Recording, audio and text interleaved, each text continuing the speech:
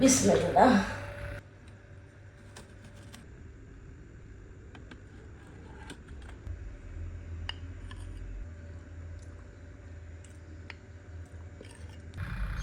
Hello সবাইকে, স্বাগতম জানাচ্ছি আমার নতুন ভিডিওতে।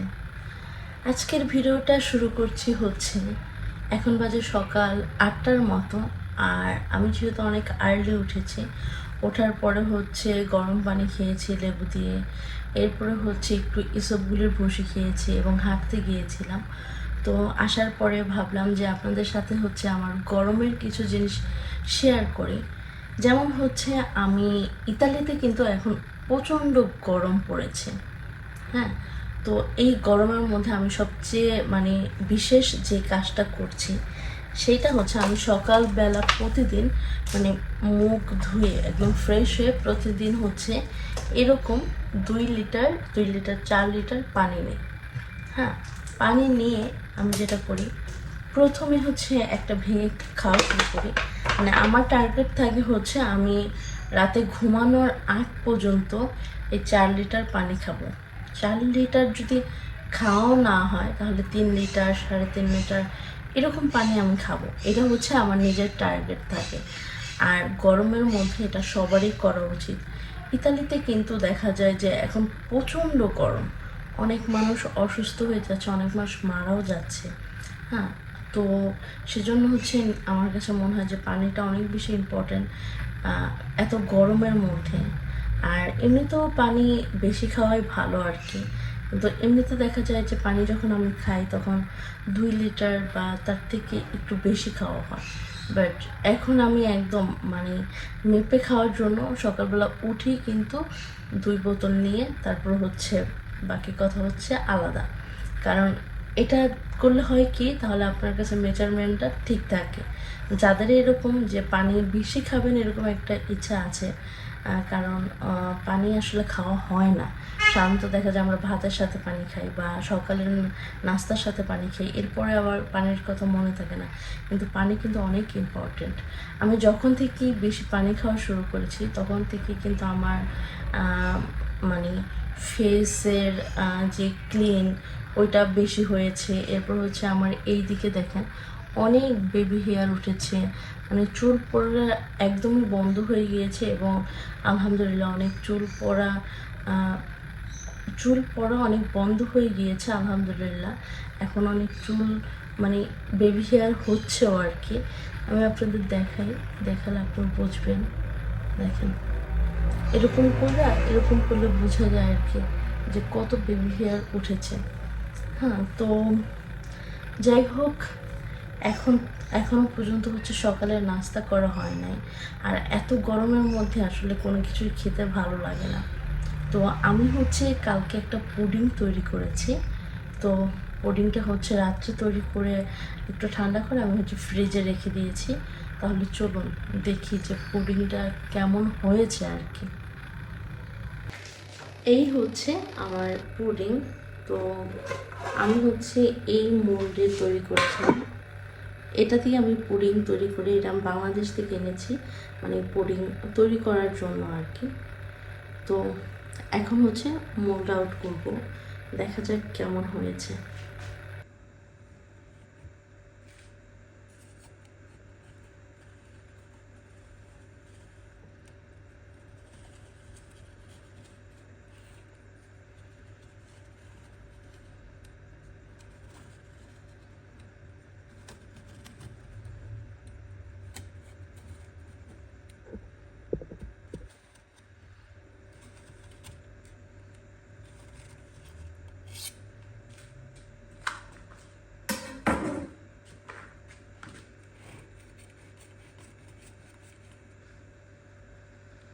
পুডিংটা আমি এটার মধ্যে মোল্ড আউট করবো।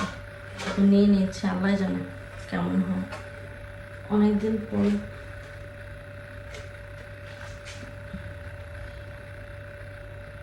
বিসমিল্লাহ।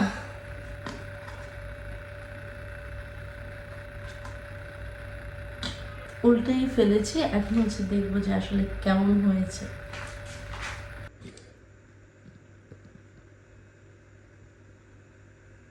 ওয়াও, সুন্দরই হয়েছে।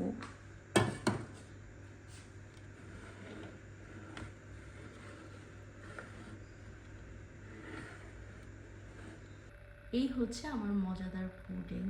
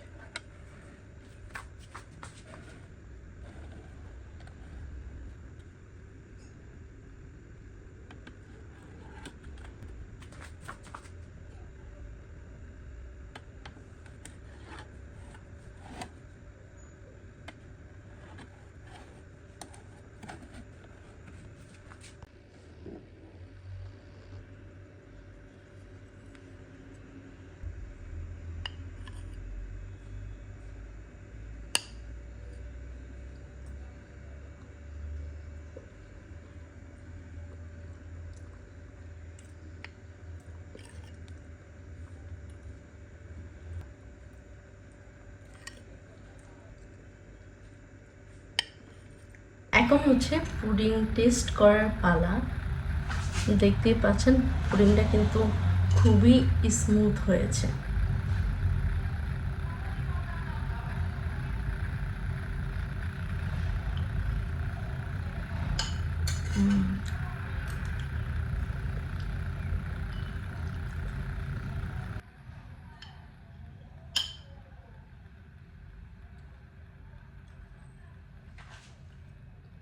এখন বাজে হচ্ছে প্রায় 10টার মতো। তো আমি আমার জন্য এখন ব্ল্যাক কফি বানাবো। তবে আজকের কফির মধ্যে আমি একটা জিনিস দেবো, ওইটাই আপনাদের দেখাই। তো প্রথমে আমি একটা কাপ নিয়ে নিলাম। এখন এই কফিটা নিয়ে নিচ্ছি। এটাই আমার হাতের কাছে এখন আছে। কফি আরও কয়েক ধরনের আছে, বাট এটা যেহেতু পেলাম এটাই নিয়ে নিচ্ছি। এই হচ্ছে কফি পাউডার নিয়ে নিলাম।